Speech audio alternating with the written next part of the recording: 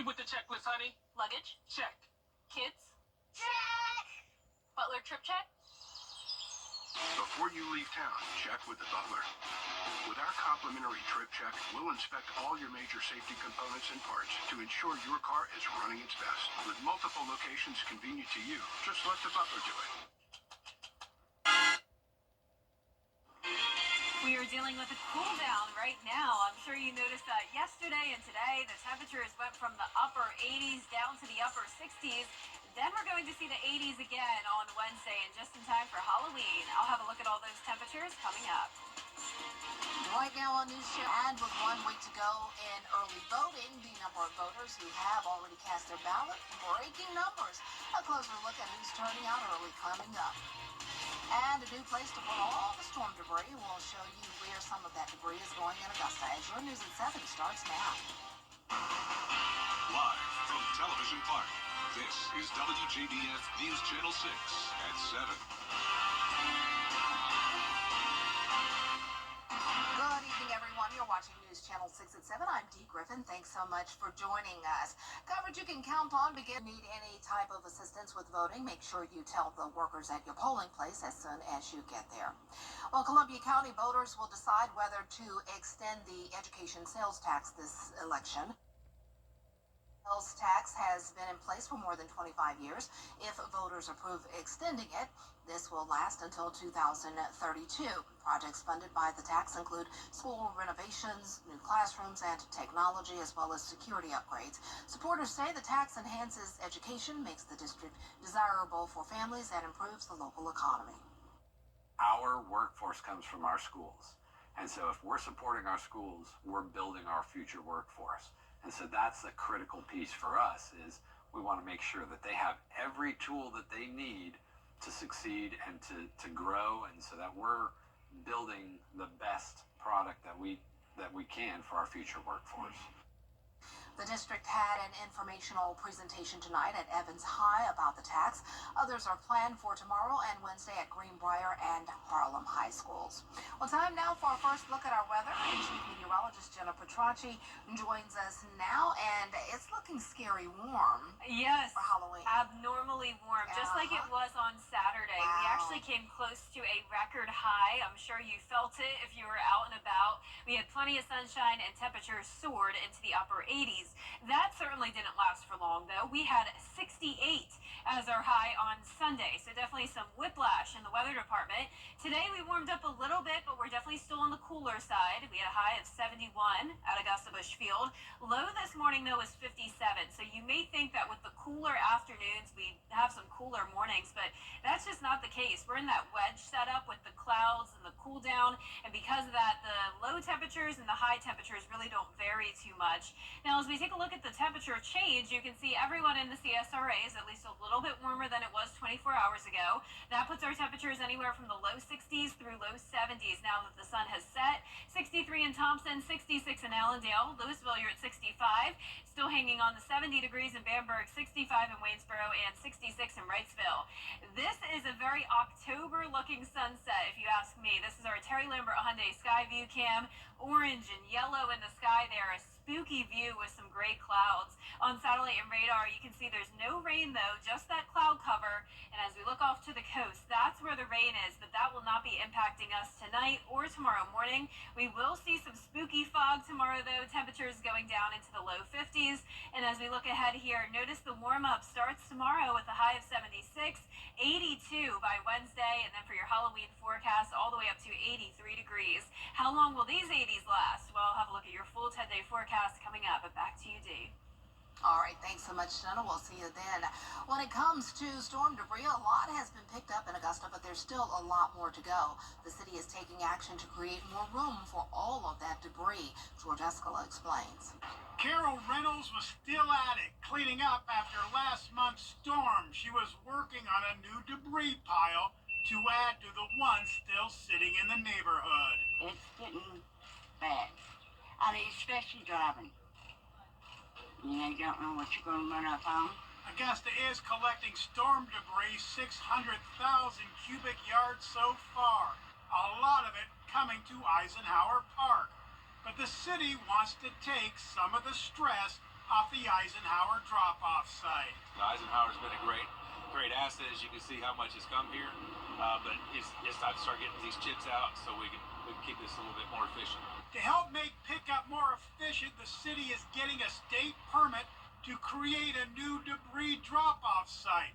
It will be in the abandoned Hyde Park area. It should help speed up pickup. Just something that's closer to the heavy hit area so we can shorten the haul routes, keep this so we're not slowing down the overall operation. It can get congested at the city dump sites. There's trucks dropping off debris and trucks hauling away mulch. So more room will be a good thing. The good thing about this is we can keep them all open and still have more route options for our haulers. That'd be great. That'd be great. The city now will have 5 drop-off locations with the addition of Hyde Park. In Augusta, George Escala, WJBF, News Channel 6. Some local first responders getting a thank you lunch today. Organizers say it's important to recognize and honor the men and women who put their lives on the line every day. So they held an appreciation luncheon at the Columbia County Exhibition Center to thank them for their work before, during, and in the days after Hurricane Helene. It was tough, but that's what they train for. That's what they're there for. We had personnel that worked extra days because they knew the community needed them. And we appreciate our employees doing that. But it does take a toll. We always want to offer some services after the fact if they need to sit down and talk to someone, because mental health is a big part of emergency response, and that's what we ensure. The luncheon today was hosted by Congressman Rick Allen, and we want to thank all of the first responders, especially my favorite first responder, my cousin, Franklin Delano Roosevelt Williams, F.D. Williams. Love all of our first responders. Still ahead, It's now been 31 days in a row of no rain. That puts us in a tie for 5th place when it comes to the driest stretch in Augusta. It's possible that we could get into 1st place later on this week. I'll have more details when we return. Hi, we're Eddie and Carol Kennedy with Great Deals on Furniture. We're celebrating 20 years in business, but the reality is we wouldn't be here today if it wasn't for the great people of our community. There's no better time to give back than when people need it the most. For the month of October, we're donating a portion of every purchase to local ministries to help those in need. If you'd like to help, you can drop off your donation here at Great Deals on Furniture. Thank you for your support of Great Deals on Furniture for these 20 years, and let's work together to rebuild our great community. The temperatures are... I was in a motorcycle accident and I broke my leg. They wouldn't even do surgery on me for 2 months until the swelling went down. I still have to pay bills. That's what I was worried about. So I just got on the phone and I called Austin Jackson. They were very good, professional. The settlement that I received was life-changing. All my bills are paid and I'm doing well. Get Austin Jackson, the Augusta guy.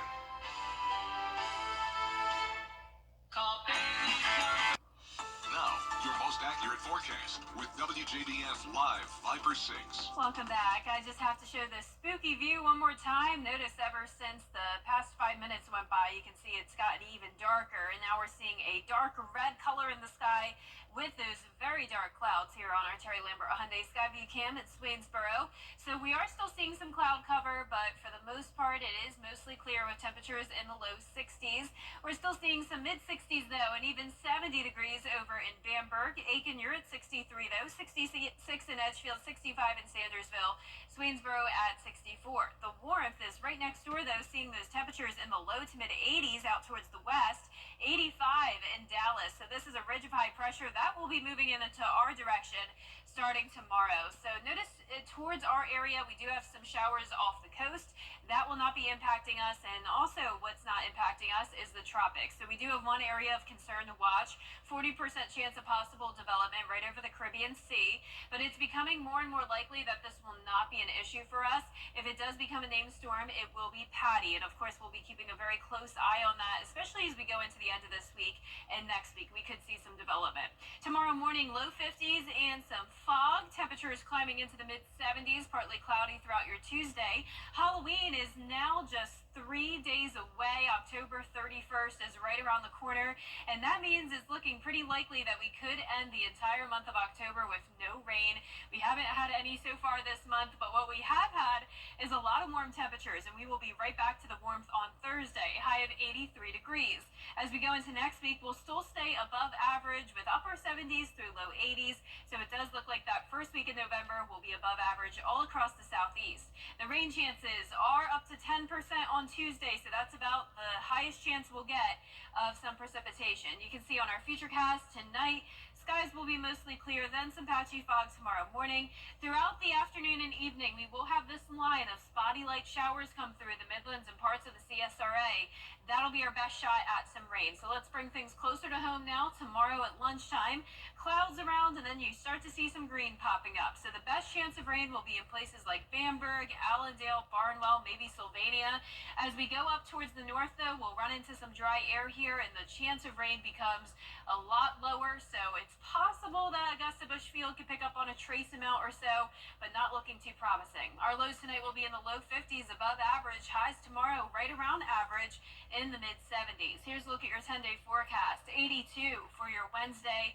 Once again, 83 for Halloween and the day after. The weekend will be fantastic. Remember, we fall back on Sunday. We lose an hour there. And then for the first week of November, it will be sunny. It'll be dry.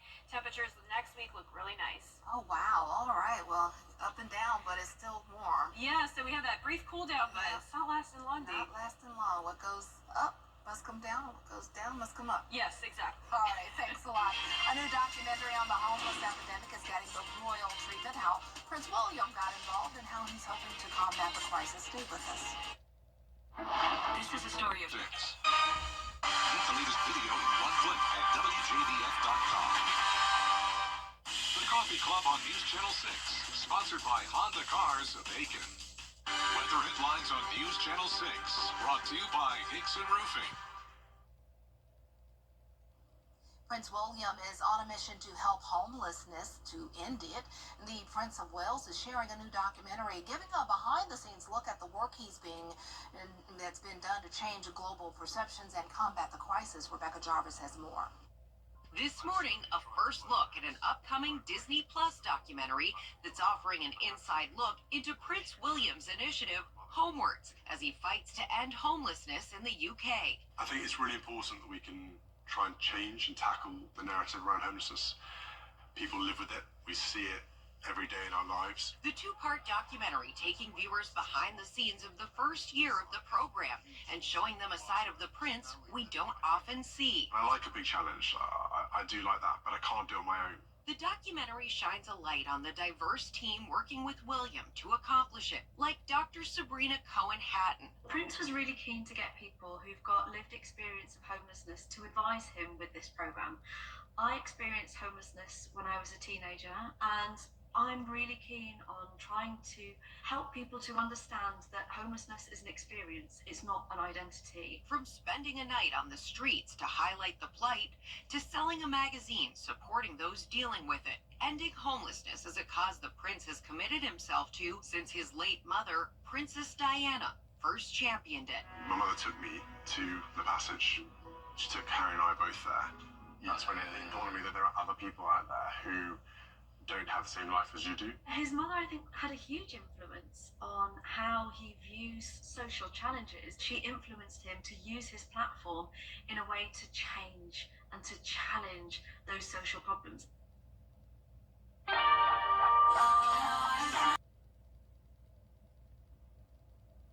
A local group is continuing a tradition of mentorship that has spanned more than 5 decades.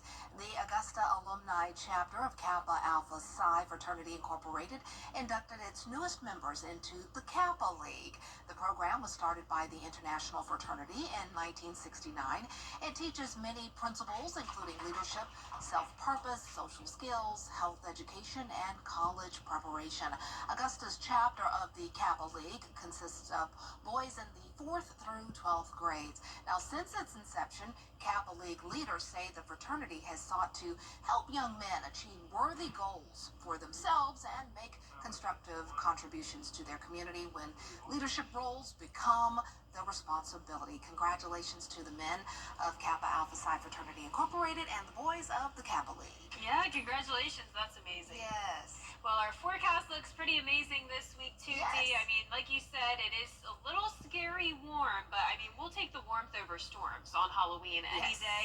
It'll be a great day for the kids to be out and about trick-or-treating. They really don't need to bundle up much at all. I mean, we're going all the way up to 83 degrees on the afternoon, and then even the low temperature, 55. So it's not like it's going to be super chilly at night either. Right. So I know the kids will be happy with that. They never want to wear jackets. No, they don't. They want to cover up those great costumes. Yeah. All right.